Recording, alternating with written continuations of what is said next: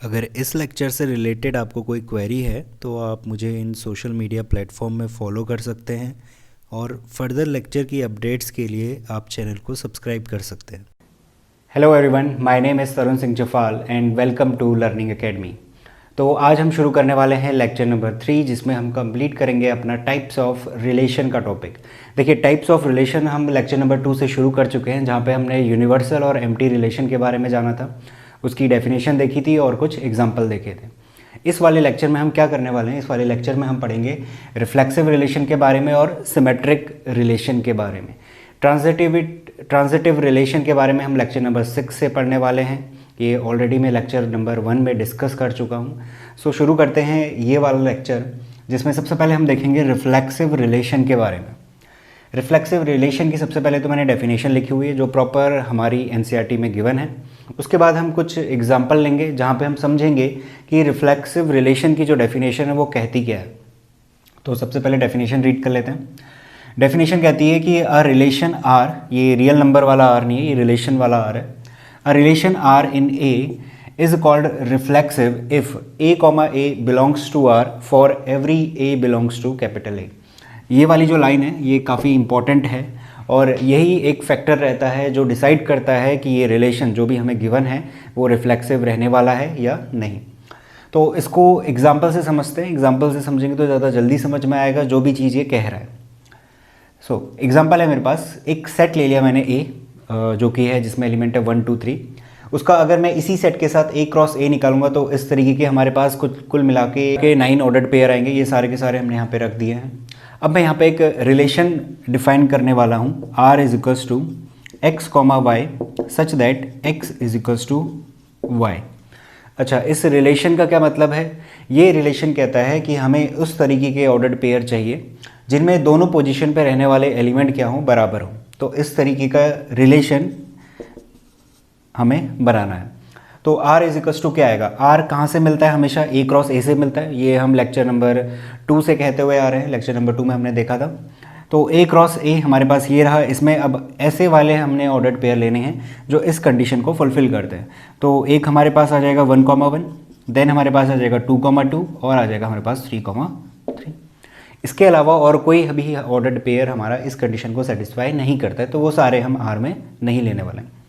अब देखिए हमें करना क्या है, ये हमारे पास रिलेशन आया। अब हमें इसे चेक करना है कि ये रिफ्लेक्सिव है या नहीं है।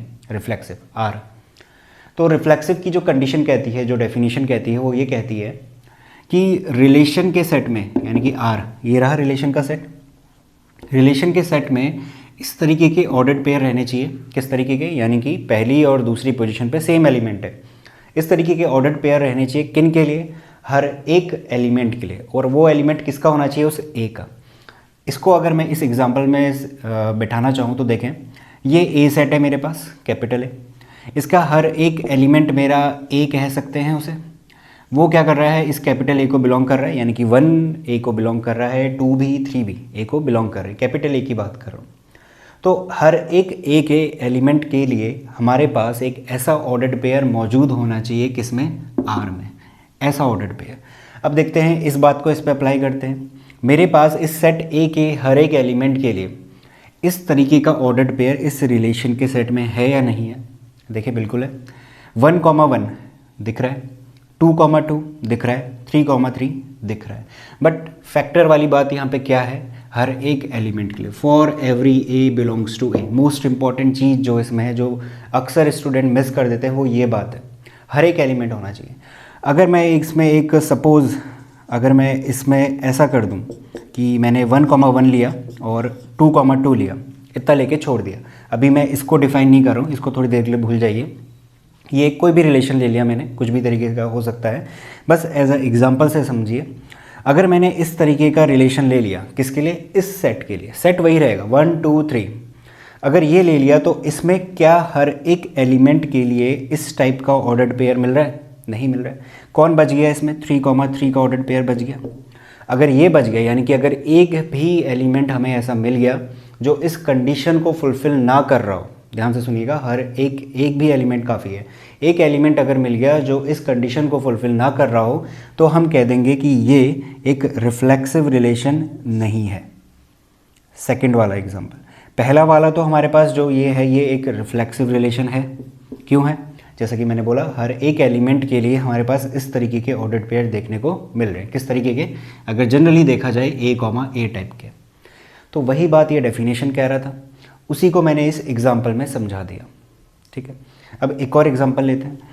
एग्जाम्पल से सारी चीज़ें यानी कि जितना भी इसमें कॉन्सेप्ट है सारा का सारा क्लियर हो जाएगा। इसी एग्जाम्पल से मैं वेरियस टाइप के एग्जाम्पल लेने वाला हूँ, जिससे ये क्लियर होते रहेगा कि कौन कौन सी चीज़ें यानी कि आर जो भी रिलेशन आने वाला है वो रिफ्लेक्सिव कहलाया जाएगा या नहीं कहलाया जाएगा। जितने भी डाउट है सारे के सारे क्लियर हो जाएंगे। कुल मिला के बात ये है। अब सपोज़ मैं इसी आर के लिए, सॉरी इसी ए के लिए यानी इसी सेट के लिए कोई एक और रिलेशन ले रहा हूँ, बट मैं इस तरीके से डिफाइन नहीं करने वाला। अब की बार मैं डायरेक्ट ऑर्डर्ड पेयर ले लूँगा। ठीक है, क्योंकि हमें एग्जांपल समझना है, एग्जांपल से ये पूरी जो डेफिनेशन है वो समझनी है। तो R is equals to, suppose that अब की बार मैंने ले लिया 1,1, 2,2, 3,3 एंड 1,3। अब देखिए 1,3 ले सकता हूँ या नहीं ले सकता हूँ? बिल्कुल ले सकता हूँ, क्योंकि ए क्रॉस ए में तो 1,3 है हमारे पास। ये रहा 1,3। ठीक है, तो रिलेशन क्या होता है? रिलेशन ए क्रॉस ए का ही तो सबसेट होता है, उसी में से मैं एलिमेंट उठा रहा हूँ। बट क्या छोड़ रहा हूँ? ये छोड़ रहा हूँ कि इसको डिफाइन नहीं कर रहा हूँ, तो सीधे रिलेशन बता रहा हूँ। अब हमें ये चेक करना है क्या ये एक रिफ्लेक्सिव रिलेशन है या नहीं है। ये हुआ एग्जाम्पल नंबर 1, ये रहा एग्जाम्पल नंबर 2 और ये एग्जाम्पल नंबर 3। पहला वाला था, दूसरा वाला नहीं है, तीसरा वाला देखते हैं। देखिए कंडीशन क्या थी? कंडीशन सबसे पहले देखें। कंडीशन अगर मैच कर रही है तो हम सीधे कह देंगे है। कंडीशन कहती है हर एक ए के लिए हमारे पास क्या होना चाहिए? इस तरीके का ऑर्डर्ड पेयर होना चाहिए। तो ए के पास गए, वहाँ पे देखा हर एक एलिमेंट के लिए यानी 1, 2, 3 इसके लिए इस तरीके का ऑर्डर्ड पेयर यहाँ पे है। 1,1 है, 2,2 है, 3,3 है। एक्स्ट्रा है या नहीं है या फिर किस टाइप का है उस बात से हमें कोई मतलब नहीं। वहाँ पे 1,3 ज़रूर है, बट हमें वो देखना ही नहीं है, क्योंकि जो डेफिनेशन कह रही थी वो इतने में जाके ही फुलफ़िल हो गया। अब जब फुलफ़िल हो गया तो हम सीधे कह देंगे कि क्या ये रिफ्लेक्सिव है? हाँ, ये रिफ्लेक्सिव है। अगर सपोज़ इसमें 1,1 वाला ऑर्डर्ड पेयर नहीं होता या फिर 2,2 वाला ऑर्डर्ड पेयर नहीं होता या फिर 3,3 वाला ऑर्डर्ड पेयर नहीं होता, उसी कंडीशन में हम कहते हैं कि ये रिफ्लेक्सिव नहीं है। बाकी किसी भी तरीके की कंडीशन हो, उसमें एक्स्ट्रा ऑर्डर्ड पेयर हो चाहे ना हो, इस केस में नहीं था ना, इस केस में है, तो तब भी हम क्या कहेंगे? रिफ्लेक्सिव है और रिफ्लेक्सिव है। तो ये तीसरा एग्जाम्पल हो गया। एक और एग्जाम्पल लेते हैं, थोड़ा और चीज़ें क्लियर हों। सपोज दैट अब की बार मैंने लिया R is equals to 1,1, 2,2 and 3,1, 1,3 इस तरीके का कोई रिलेशन ले लिया मैंने। अब इस तरीके के रिलेशन में अगेन हम वही चीज़ देखेंगे जो हमसे डेफिनेशन कहती है, उसके अलावा और कुछ नहीं देखना। ए सेट में यानी कि जो हमें गिवन है उसके हर एक एलिमेंट का इस तरीके का ऑर्डर्ड पेयर क्या इसमें दिख रहा है? चलिए 1,1 तो दिख रहा है, ठीक है, 2,2 भी दिख रहा है, ठीक है, 3,3 भी होना चाहिए था, बट 3,3 तो है नहीं। अब जब 3,3 नहीं है, मैंने बोला ना एक ही काफ़ी है। अब अगर बाई चांस इसमें अगर हम 2,2 को भी हटा देते हैं, मान लीजिए यही है हमारे पास, तो अब की बार तो हमारे पास 2 होने चाहिए थे, यानी कि 2,2 और 3,3। इस केस में भी हम कहेंगे कि रिफ्लेक्सिव नहीं है। और अगर 2,2 जोड़ देता हूँ और मेरे पास एक ही ऐसा एग्जाम्पल मिल जा रहा है 3,3 का, जो कि इसकी डेफिनेशन को सेटिस्फाई नहीं कर रहा है, तब भी मैं कहूँगा कि रिफ्लेक्सिव नहीं है। तो ये कुछ 3-4 एग्जाम्पल है। एक और एग्जाम्पल करते हैं, आखिरी एग्जाम्पल है। R is equals to, suppose that मैंने लिया 2,1, 2,3, 1,1, 1,1 ले लेते हैं, 1,3 ले लेते हैं, कुछ इस तरीके का रिलेशन बना लिया। अब की बार अगेन आपसे पूछा गया क्या ये रिफ्लेक्सिव है? आपने कहा ठीक है हम डेफिनेशन लगा के देखते हैं। डेफिनेशन लगाई, डेफिनेशन क्या कहती है? ए के हर एक एलिमेंट के लिए इस तरीके का ऑर्डर्ड पेयर होना चाहिए। यहाँ पे है क्या? एक भी नहीं है यहाँ पे, ठीक है, यहाँ पे एक भी नहीं है। 1,1, 2,2, 3,3 होने चाहिए थे, वो भी नहीं है, तो हम क्या कहेंगे? रिफ्लेक्सिव नहीं है। तो कुल मिला के जो रिफ्लेक्सिव की डेफिनेशन कहती है और उससे रिलेटेड जितने भी डाउट्स रहते हैं वो सारे के सारे मैंने इन एग्जाम्पल में कवर कर दिए हैं। इसके बाद एक और एग्जाम्पल लेते हैं जिसमें मैं अगेन वही बताऊंगा कि रिफ्लेक्सिव है या नहीं है। तो इसके बाद उस एग्जाम्पल को भी देखेंगे। बट आई होप ये जितना भी मैंने अभी तक बताया है वो सारी चीज़ें क्लियर होंगी। अगर थोड़ा सा फास्ट हो रहा है तो स्पीड को कम करके देख सकते हैं या फिर इसको दोबारा से रिवाइंड करके देख सकते हैं, चीज़ें काफ़ी हद तक समझ में आ जाएंगी। अगर नहीं आ रही कोई बात नहीं, एक और एग्जाम्पल करने वाले हैं, वहाँ पर डेफिनेटली कवर हो जाएगा। तो दूसरा एग्जाम्पल लेते हैं रिफ्लेक्सिव को समझने के लिए। दूसरा एग्जाम्पल एनसीईआरटी का ही हमारे पास। ये कहता है कि let T be set of all triangles in a plane in a plane with relation R, वो बाद में पढ़ते हैं। बट सबसे पहले मैं सेट बता दूं कि सेट क्या रहने वाला है। सेट रहने वाला है ट्रायंगल्स का, जिसका कि नाम कैपिटल टी कह रहा है।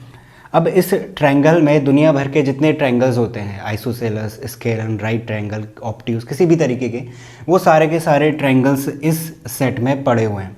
तो उनका मैं कुछ नाम देता हूँ, suppose that T1, T2, T3, इस तरीके से, ठीक है। इनफाइनाइट है, कितने भी बन सकते हैं, इस वजह से डॉट डॉट लगा दिया। तो टी सेट इसका है, set of all triangles in a plane. I hope इतनी बात तो समझ में आ चुकी होगी। तो उसको हमने इस तरीके से तोड़ दिया। अब कह रहा है with R a relation in T. अब इसमें एक रिलेशन लग रहा है जो कि आर है, टी में ही लग रहा है। Given by R is equals to, अच्छा आर क्या दिया हुआ है हमें, आर ये दिया हुआ है कि T1, T2 इस तरीके से लेना है। मैं इसको चेंज कर देता हूँ, मैं T1 कैपिटल में कर रहा हूँ, जस्ट नाम है, करा जा सकता है। T1 T2 ले लेते हैं। अब कह रहा है कि T1, T2 यानी कि ऑर्डर्ड पेयर इस तरीके से लेना है such that T1 is congruent to T2, यानी कि उस ऑर्डर्ड पेयर में जो भी दो ट्रायंगल बैठे हुए हैं वो आपस में क्या होने चाहिए, कॉन्ग्रेंट होने चाहिए। ये इस रिलेशन की रिक्वायरमेंट है। अब होगा क्या, ये होगा सिंपल सी चीज़, T क्रॉस T निकाला गया होगा, है ना, कार्टेशियन प्रोडक्ट से ही तो निकलता है यार। तो T क्रॉस T में कैसे ऑर्डर्ड पेयर देखने को मिले होंगे, T1, T1, T1, T2, T1, T3, so on. इस बात का कोई एंड नहीं है, क्योंकि जो हमारे पास सेट है उसका भी कोई एंड नहीं है, क्योंकि इनफाइनाइट है। तो इस तरीके के different kinds of ordered pair हमें T क्रॉस T से मिले होंगे। इसी का सबसेट, T क्रॉस T का सबसेट लेना है जो इस कंडीशन को फुलफिल करे, T1 कॉन्ग्रेंट हो T2 के। अच्छा, रिलेशन तो हम बना लेंगे, अब ये भी साथ के साथ मुझे चेक करवाना है क्या वो रिफ्लेक्सिव है या नहीं है। तो रिफ्लेक्सिव की कंडीशन क्या कहती है, रिफ्लेक्सिव की कंडीशन सबसे पहले यहाँ जाएगा, उस सेट में रहने वाले जितने एलिमेंट है, हर एक एलिमेंट, यानी कि इस T में रहने वाला हर एक एलिमेंट कौन है, T1, T2, T3, जितने भी इनफाइनाइट सारे के सारे, इस कंडीशन को सेटिस्फाई करना चाहिए। यानी कि इस तरीके का ऑर्डर्ड पेयर उस रिलेशन के सेट में जाना चाहिए। किस तरीके का, T1, T1, T2, T2, T3, T3, जहाँ तक भी पॉसिबल है, इनफाइनाइट है क्योंकि मैं T3 तक ही लिखता हूँ। इस तरीके के ऑर्डर्ड पेयर इस रिलेशन के सेट में जाने चाहिए। और भी जा सकते हैं, हमें नहीं मालूम किस तरीके के ट्रायंगल हैं, T1 T2 के कॉन्ग्रेंट हो सकता है, जा सकता है। बट इतनी बात तो कंफर्म है कि जो T1 टाइप का ट्रायंगल है और दूसरा भी तो T1 टाइप का ही है, तो दोनों कॉन्ग्रेंट तो होंगे आपस में, सेम है, क्योंकि यहाँ पे भी सेम रखना है, यहाँ पे भी सेम रखना है। तो T1 is congruent to T1। Similarly T2 congruent रहेगा T2 के, T3 कॉन्ग्रेंट रहेगा T3 के। तो ये सारे के सारे ऑर्डर्ड पेयर इस रिलेशन के सेट में तो 100% जाएंगे ही जाएंगे। एक्स्ट्रा भी जा सकते हैं, ऐसा हो सकता है कि T2 T3 के कॉन्ग्रेंट हो, बट हमें नहीं मालूम, क्योंकि हमें उतनी डिटेल में जाना भी नहीं है। हमसे पर्टिकुलर उसने बोला नहीं है ना कि किस टाइप के ट्रायंगल है, उसने तो बस इतना बोला है प्लेन में जितने भी ट्रायंगल मौजूद है सारे के सारे ले लो। हमें अपनी डेफिनेशन पे स्टिक करना है और हमें ये चेक करना है कि इस रिलेशन में किस तरीके के ऑर्डर्ड पेयर आएंगे जो कि इस कंडीशन को सेटिस्फाई करेंगे या नहीं करेंगे। तो इस तरीके के ऑर्डर्ड पेयर हमें मिल रहे हैं जो इस कंडीशन को सेटिस्फाई कर रहे हैं। T2 T3 वाला भी लिख लेते हैं एंड सो ऑन। तो इस R सेट में ये जो भी ऑर्डर्ड पेयर आए हैं इसी T क्रॉस T से उठ के आए हैं, जो कि हर एक एलिमेंट के, T के हर एक एलिमेंट के लिए इस टाइप का ऑर्डर्ड पेयर बना रहे हैं। कहाँ, रिलेशन के सेट में बना रहे हैं। तो इसका मतलब रिफ्लेक्सिव की जो कंडीशन मैंने बताई पिछले एग्जाम्पल में भी और इस एग्जाम्पल में भी फुलफिल हो रही है। इसका मतलब ये जो रिलेशन है ये क्या है, हमारे पास रिफ्लेक्सिव है। सिंपल सी चीज़ है। तो ये दो एग्जाम्पल हो गए। आई होप कॉन्सेप्ट और ज़्यादा क्लियर हो चुका होगा। इसके बाद हम पढ़ते हैं सिमेट्रिक रिलेशन के बारे में और उसके कुछ एग्जाम्पल देखेंगे। तो दूसरा टाइप है हमारे पास सिमेट्रिक रिलेशन का।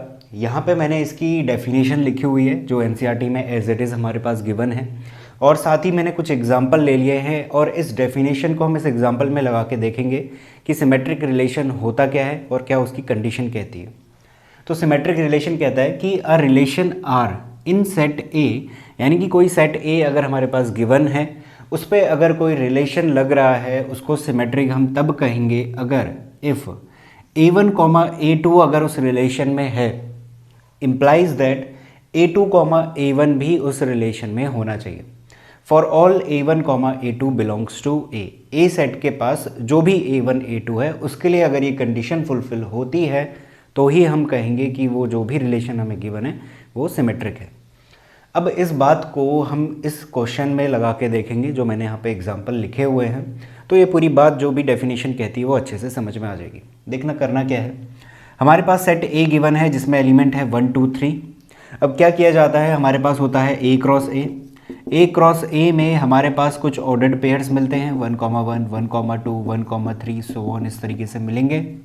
इसी ए क्रॉस ए में से क्या मिलते हैं, कुछ ऑर्डर्ड पेयर मिलेंगे जो क्या कहलाता है, हमारे पास रिलेशन कहलाता है। अब वो रिलेशन क्या करा जाता है, डिफाइन करा जाता है। कुछ एग्जांपल्स में मैंने डिफाइन करा था, यहाँ पे मैं डिफाइन नहीं कर रहा हूँ, मैं डायरेक्ट कुछ रिलेशन निकाल के रख दे रहा हूँ। ये जो भी मैंने रिलेशन में ऑर्डर्ड पेयर लिए हैं वो इसी में से लिए हुए हैं, ए क्रॉस ए में से। बाकी कोई भी एक्स्ट्रा ऑर्डर्ड पेयर आपको यहाँ पे नहीं दिखेगा। अगर मैं एक्स्ट्रा ले लेता तो फिर ये रिलेशन नहीं कहलाता, क्योंकि रिलेशन का मतलब क्या होता है, जो भी मैं सेट ले रहा हूँ उसका कार्टेशियन प्रोडक्ट करा उसका सबसेट रिलेशन कहलाता है। ये जो हम पढ़ चुके हैं। अब मैं यहाँ पे अप्लाई करता हूँ इसकी डेफिनेशन, सिमेट्रिक की डेफिनेशन। पिछले वाले टाइप में जो कि था हमारे पास रिफ्लेक्सिव, मैंने कहा था सेट ए के पास जाओ, उसमें जो एलिमेंट हैं उसके लिए ए कॉमा ए टाइप का ऑर्डर्ड पेयर हमें दिखना चाहिए उस रिलेशन में। तो प्रोसेस क्या थी, प्रोसेस क्या थी चेक करने की, पहले सेट के पास जाओ, उसमें एलिमेंट देखो और फिर देखो रिलेशन में उस टाइप के ऑर्डर्ड पेयर मिल रहे हैं या नहीं। इस केस में क्या है, इस केस में आपको सेट के पास नहीं जाना, आपको सीधे जाना है रिलेशन के पास। जो भी आपके पास आएगा, ये रहा रिलेशन, यहाँ पे सीधे सीधे चेक करो ये जो कंडीशन कहती है वो फुलफिल हो रही है या नहीं हो रही है। और अगेन हर एक ऑर्डर्ड पेयर के लिए आपको चेक करना है। देखना क्या कंडीशन कहती है, अगर A1 कॉमा A2 टाइप का ऑर्डर्ड पेयर इस रिलेशन में है तो ये वाला ऑर्डर्ड पेयर होना चाहिए, यानी कि उसका जस्ट उल्टा। हमने क्या कर दी, एलिमेंट की पोजीशन चेंज कर दी। A1 कॉमा A2 था, A2 कॉमा A1 हो गया। तो एक एक करके चेक करते हैं। पहला वाला 1 कॉमा 2, इस रिलेशन में 1 कॉमा 2 दिखे। अब ये इस रिलेशन को बिलोंग करता है, तो अब इसका उल्टा यानी कि क्या होगा, 2 कॉमा 1 वो भी इस रिलेशन में होना चाहिए। अगर वो है तो हम कहेंगे ये अभी क्या कर रहा है, इसकी डेफिनेशन को फुलफिल कर रहा है, क्योंकि हमें बाकी भी तो चेक करने हैं। अगर इनमें से कोई भी एक ऑर्डर्ड पेयर हमें ऐसा मिल गया जो इस डेफिनेशन को फुलफिल नहीं कर रहा है, हम कहेंगे ये सिमेट्रिक नहीं है। तो देखते हैं 1 कॉमा 2 के लिए, 1 कॉमा 2 का उल्टा 2 कॉमा 1 ये रहा। तो यानी कि अभी तो ये डेफिनेशन फुलफिल कर रहा है, तो मैं छोटा सा एक टिक मार लेता हूँ इसलिए, क्योंकि ये ऑर्डर्ड पेयर हम चेक कर चुके हैं। ठीक, आपको मारने की जरूरत नहीं है, अभी जस्ट मैं समझा रहा हूँ इस वजह से। अच्छा 2 कॉमा 1 इसका उल्टा क्या होगा, 1 कॉमा 2 ये रहा, तो ये भी अभी फुलफिल कर रहा है। 1 कॉमा 3 इसका उल्टा क्या होगा, 3 कॉमा 1 ये रहा, तो ये भी फुलफिल कर रहा है। 3 कॉमा 1 इसका उल्टा क्या होगा, 3 कॉमा 1 इसका उल्टा क्या होगा, 1 कॉमा 3, तो ये रहा, तो ये भी फुलफिल कर रहा है। तो इस रिलेशन में हमने सारे के सारे ऑर्डर्ड पेयर चेक करे, उन सभी में ये वाली जो कंडीशन है इसे लगाया और सभी के सभी इस कंडीशन को पास कर रहे हैं। तो इसका मतलब ये क्या होगा, एक सिमेट्रिक रिलेशन होगा। यही इसकी डेफिनेशन कहती है और इसी तरीके से हमें क्वेश्चन में भी अप्लाई करना होता है। ठीक है, तो जहाँ तक है ये वाला एग्जाम्पल आपको बिल्कुल अच्छी तरीके से क्लियर होगा। मैं दूसरा एग्जाम्पल देता हूँ। दूसरा एग्जाम्पल है, यहाँ हम गए, मैंने देखा 1 कॉमा 2 है, तो मेरे लिए बहुत ज़रूरी हो चुका था कि 2 कॉमा 1 भी इस रिलेशन में दिखे। अब आप देखो 1 कॉमा 2 आप देखा, इसका उल्टा ढूंढने के, उल्टा कहने का मतलब पोजीशन चेंज कर दी। 2 कॉमा 1 क्या इस रिलेशन में है, बिल्कुल नहीं है। और एक ही ऑर्डर्ड पेयर काफ़ी है ये बताने के लिए कि ये सिमेट्रिक नहीं है। आप वैसे दूसरा भी चेक कर सकते हो, ये तो नहीं कर रहा है, इसमें मैंने क्रॉस मार दिया, ये फुलफिल नहीं कर रहा है। आप इतने में भी कह सकते हो कि ये सिमेट्रिक नहीं है, बट फिर भी मैं दूसरा वाला भी चेक कर लेते कि ये कर रहा है या नहीं कर रहा है। अच्छा 3 कॉमा 2 देखा आपने, आप 2 कॉमा 3 देखने गए, तो 2 कॉमा 3 इस ऑर्डर पे इस रिलेशन में है क्या, नहीं है, तो इसका मतलब ये भी नहीं कर रहा। अदरवाइज हमारे पास क्या है, ये सिमेट्रिक नहीं है। ये तो कंक्लूड हो चुका है इसी वाले एग्जाम्पल से। ठीक है, बट मैंने आपको दोनों दिखा दी कि दोनों ही इस कंडीशन को फुलफिल नहीं कर रहे थे। तो इन कंक्लूजन ये क्या निकला, एक सिमेट्रिक रिलेशन नहीं है, क्रॉस मार दिया मैंने। ठीक, दूसरा देखते हैं। 1 कॉमा 3 है, 3 कॉमा 1 होना चाहिए था, ठीक है दिख गया, यानी कि अभी तो कर रहा है। 3 कॉमा 1 है, इसका उल्टा 1 कॉमा 3 होगा, वो अभी अभी देखा हमने, वो भी है, ठीक है। 2 कॉमा 3 इसका उल्टा 3 कॉमा 2 होता है, वो होना चाहिए था, क्या है, नहीं है। इसका मतलब एक ऑर्डर्ड पेयर हमारा ऐसा मिल रहा है इस रिलेशन में जो इस कंडीशन को फुलफिल नहीं कर रहा है। बाकी दो भले ही करें बट एक भी आपको ऐसा मिल गया जो इस कंडीशन को फुलफिल नहीं कर रहा है, तो हम कह देंगे ये एक सिमेट्रिक रिलेशन नहीं है। ठीक है, जहाँ तक ये वाला भी क्लियर होगा। अब आखिरी नहीं, फोर्थ वाला देख लेते हैं। फोर्थ वाले में देखना, ये है रिलेशन, ये थोड़ा सा इंपॉर्टेंट है, ध्यान देना इसमें।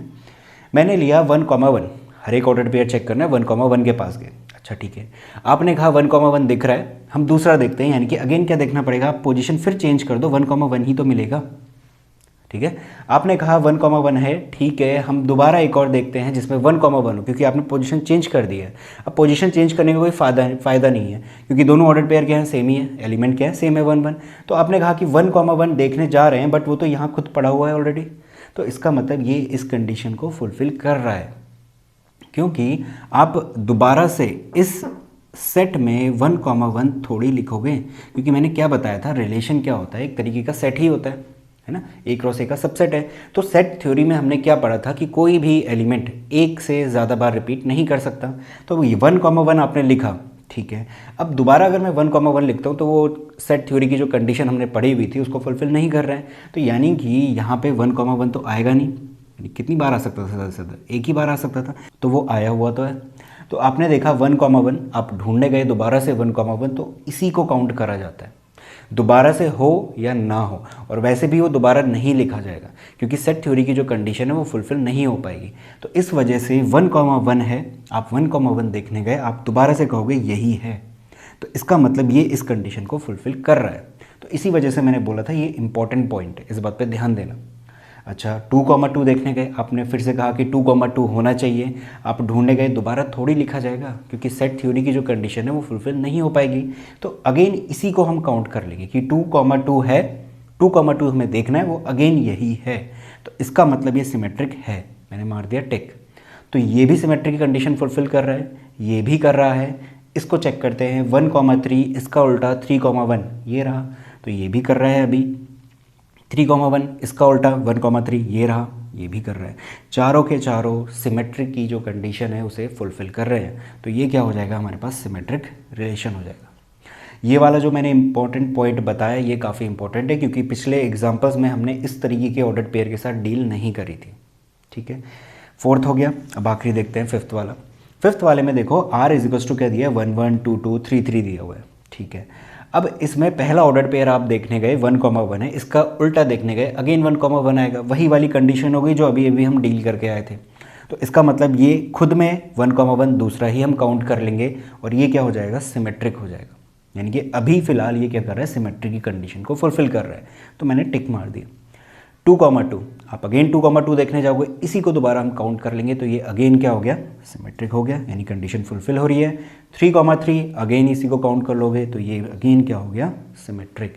तो जब भी हमारे पास एक ऐसा ऑर्डर पेयर मिले जिसमें दोनों एलिमेंट सेम हैं, तो अगेन उसी को काउंट किया जाता है, और वो हमेशा सिमेट्रिक आएगा ही आएगा, यानी कि पर्टिकुलर वो ऑर्डर पेयर सिमेट्रिक की कंडीशन को फुलफिल करेगा। ठीक है, उसका ये मतलब नहीं कि हर बार रिलेशन ही पूरा का पूरा सिमेट्रिक हो जाएगा, मैं बस पर्टिकुलर ऑर्डर पेयर की बात कर रहा हूँ। तो देखिए, पर्टिकुलर इसने और इसने तीनों ने सिमेट्रिक की कंडीशन फुलफिल कर दी, इसका मतलब ये रिलेशन भी क्या हो गया, एक सिमेट्रिक रिलेशन हो गया। तो जहाँ तक है ये पाँचों के पाँच एग्जाम्पल पूरी अच्छी तरीके से क्लियर होंगे, इसके बाहर आपसे पूछा नहीं जाएगा, क्योंकि जो डेफिनेशन कहती है वो सारे के सारे अलग अलग तरीके के एग्जाम्पल बना के मैंने यहाँ पर रख दिए हैं। इसके अलावा और कुछ आपसे पूछेगा नहीं, आपको बस जो मैंने बताया है उन बातों का ध्यान देना है और क्वेश्चंस में अप्लाई करना है सिमेट्रिक की डेफिनेशन, तो जो भी आंसर आपका निकलेगा वो बिल्कुल सही मिलेगा।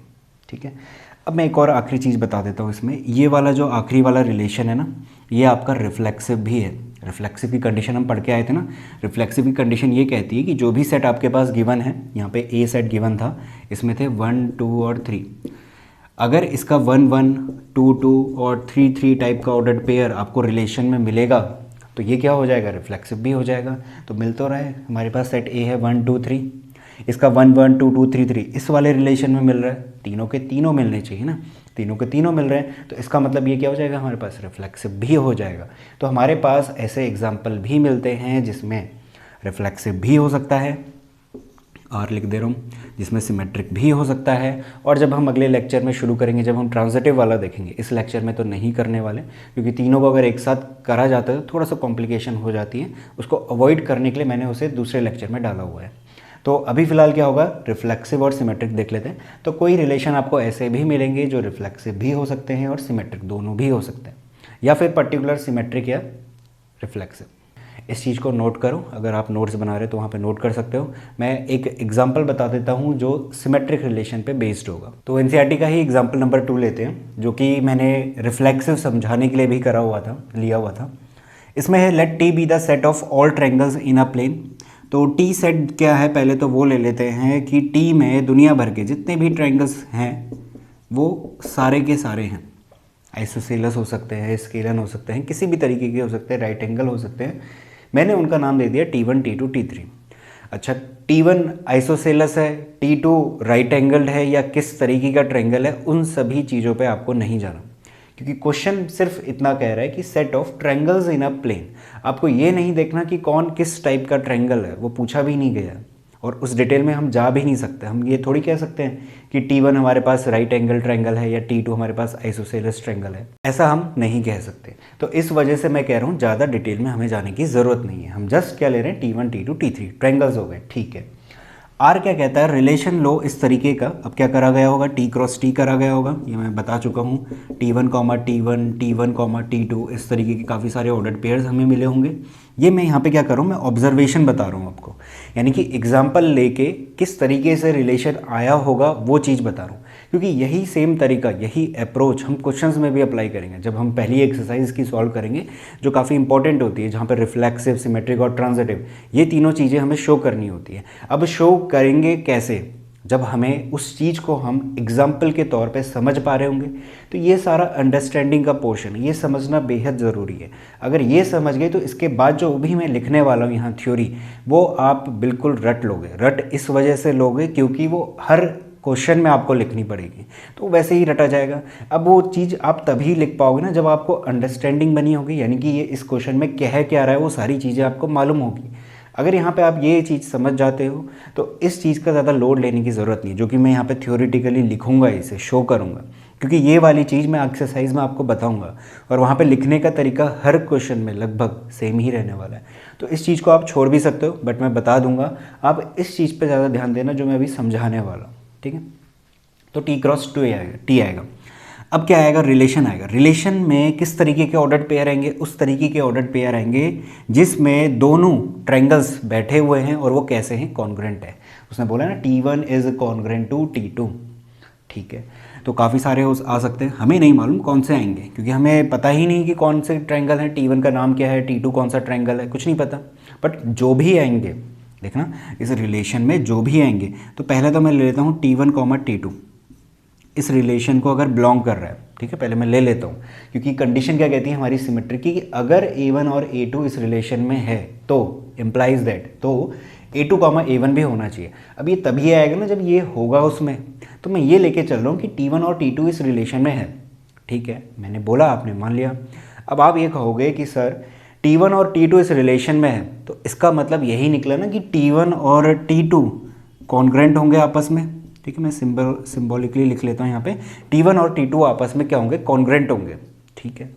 क्या इस बात को मैं उल्टी तरीके से भी कह सकता हूँ, यानी कि मैं ऐसा कह सकता हूँ कि T2 कॉन्ग्रेंट होगा T1 के, बिल्कुल कह सकते हैं।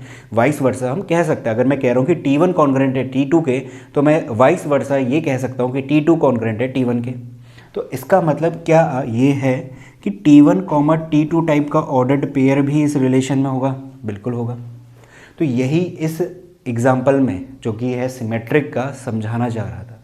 क्या कि अगर T1, T2 इस रिलेशन में है, हमें नहीं मालूम T1 और T2 किस तरीके के ट्रायंगल, हमने जस्ट लिया है, क्या लिया है कि वो इस रिलेशन में है। अब है तो इसका मतलब वो आपस में कॉन्ग्रेंट होंगे। अब मैंने बस उस बात को उल्टा ही तरीके से कह दिया, मैंने क्या कह दिया कि T2 और T1 भी आपस में कॉन्ग्रेंट होंगे। अब अगर वो कॉन्ग्रेंट होंगे, इसका मतलब T2, T1 टाइप का ऑर्डर्ड पेयर भी तो इस रिलेशन में होगा। क्योंकि T2, T1 से क्या बात आपको समझ में आ रही है, आपको यही तो समझ में आ रहा है कि T2 कॉन्ग्रेंट होगा T1 के। तो बस हमें पोजीशन चेंज करनी होती है, इंटरचेंज करनी होती है, किस केस में, सिमेट्रिक के केस में। वही चीज़ मैंने यहाँ पे आपको ऑब्जर्व करवाई है एक तरीके से एग्जाम्पल की मदद से। अब इसी चीज़ को जो हम यहाँ पे ऑब्जर्व कर रहे थे, हम लेके चेक कर रहे थे कि रिलेशन क्या होगा, उसमें क्या चीज़ें मिल रही होंगी, कौन किसके कॉन्ग्रुएंट होगा, इस बात को हमें लिखना होता है, शो करना होता है। अब कैसे करते हैं वो देख लो। अगर आपको ये चीज़ समझ में आ गई अभी के लिए इनफ है, ठीक है, आपको बस ये चीज़ समझनी है, अभी के लिए ये इनफ है। इसके बाद जो भी मैं थ्योरी लिखा रहा हूँ अगर आपको समझ में आती है तो बहुत अच्छी बात है, अगर नहीं आती है तो हम एक्सरसाइज में ऑलरेडी करने वाले हैं, ठीक है। तो करना कैसे होता है ये देखना, जब भी हमें सिमेट्रिक शो करना होगा, और ये हर क्वेश्चन में हम करेंगे लगभग, तो ये लिया जाता है late T1, T2 belongs to R। यहाँ पे भी तो मैंने लेट ही बोला था, मैंने बोला था कि मान लो कि T1 और T2 R को बिलोंग करता है, ठीक है।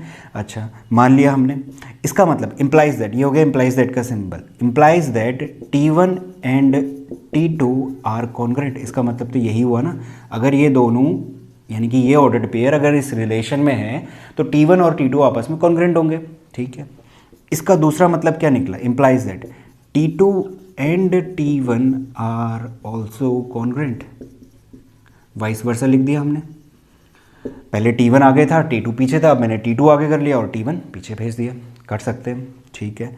इसका मतलब क्या हुआ, T2, T1 belongs to R। इसका मतलब यही हुआ ना, ऑर्डर्ड पेयर हमारे पास इस पोजीशन का है, मतलब कि T2 पहले है, T1 बाद में है। तो मैं क्या बोलूँगा, मैं ऐसे ही तो बोलूँगा जैसे इस रिलेशन में डिफाइन करा हुआ है, रिलेशन में T1 पहले है और T2 बाद में है, तो T1 is congruent to T2, इस तरीके से बोल रहा है। अब इस केस के लिए T2 पहले आ गया, T1 बाद में आ गया, तो मैं क्या कहूँगा, T2 is congruent to T1।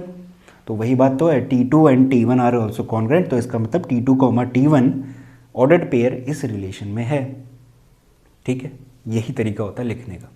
अच्छा, अब आप कहोगे कि ऐसा कैसे प्रूव हो गया, कंडीशन देखो, कंडीशन क्या कहती थी, कंडीशन कहती थी इफ़ A1 और A2 इस रिलेशन में है, इम्प्लाइज दैट हमें क्या मिलना चाहिए, इसका उल्टा A2, A1 भी इस रिलेशन में होना चाहिए। वही तो करा हमने क्या लिया, लेट लिया T1, T2 इस रिलेशन में है, और हमें क्या मिल गया, T2, T1 भी इस रिलेशन में है, हेंस R इज सिमेट्रिक। तो इसका क्या कंक्लूजन आया कि R क्या हो गया हमारे पास, सिमेट्रिक। यही तरीका होता है लगभग हर क्वेश्चन में, हमें इसी तरीके से सिमेट्रिक को शो करना होता है। अच्छा, यहाँ पे एक चीज़ है, show that R is equivalence relation बोला था। अब इससे डरने की ज़रूरत नहीं है, मैंने सिर्फ सिमेट्रिक बताया है इस पूरे लेक्चर में, रिफ्लेक्सिव और सिमेट्रिक। ट्रांजिटिव जब मैं बताऊँगा तो वहाँ पे मैं बता दूंगा कि इक्विवेलेंस रिलेशन क्या होता है, बट अभी फ़िलहाल समझ लो कि अगर कोई ऐसा रिलेशन आपको मिल गया जो रिफ्लेक्सिव भी हो रहा है, जो सिमेट्रिक भी हो रहा है और जो ट्रांजिटिव भी हो रहा है, अगर ये तीनों चीज़ें एक रिलेशन फॉलो कर रहा है, यानी कि इन तीनों की कंडीशन फुलफिल हो रही है, उस तरीके के रिलेशन को इक्विवेलेंस रिलेशन बोला जाता है। बट मैं यहाँ पर इक्विवेलेंस रिलेशन नहीं बता रहा हूँ क्योंकि मैंने ट्रांजिटिव नहीं बताया अभी, मैं जस्ट सिमेट्रिक बता रहा हूँ, ठीक है। तो इस लेक्चर में हमें इतना ही करना है। तो ये चीज़ जहाँ तक है अगर क्लियर है तो ठीक है, नहीं है तो हम करने वाले हैं। मैं ऑलरेडी बोल चुका हूँ, ये वाला जो अंडरस्टैंडिंग का पोर्शन है ये समझने लायक है, ठीक है। और ऐसे ही हम सिमेट्रिक के क्वेश्चन के साथ डील करेंगे। तो आई होप आपको ये लेक्चर पसंद आया होगा। जितना भी कुछ मैंने इसमें बताया है वो बेहद इंपॉर्टेंट है क्योंकि रिफ्लेक्सिव, सिमेट्रिक और ट्रांजिटिव इससे क्वेश्चन पूछे जाते हैं, ठीक है। इसके बाद हम इसकी एक्सरसाइज पे जाएंगे, लेक्चर 4 आने वाला है जिसमें हम इसकी एक्सरसाइज पे जाएंगे। एक्सरसाइज में मैं पर्टिकुलर रिफ्लेक्सिव और सिमेट्रिक वाली क्वेश्चन ही पिक करूंगा, यानी कि सिर्फ वही बताऊंगा। ट्रांजिटिव उसके बाद वाले, जब मैं ट्रांजिटिव बताऊंगा उसके बाद हम करेंगे, ठीक है। तो इसे नोट करें, इसके बाद हम नेक्स्ट लेक्चर में मिलते हैं।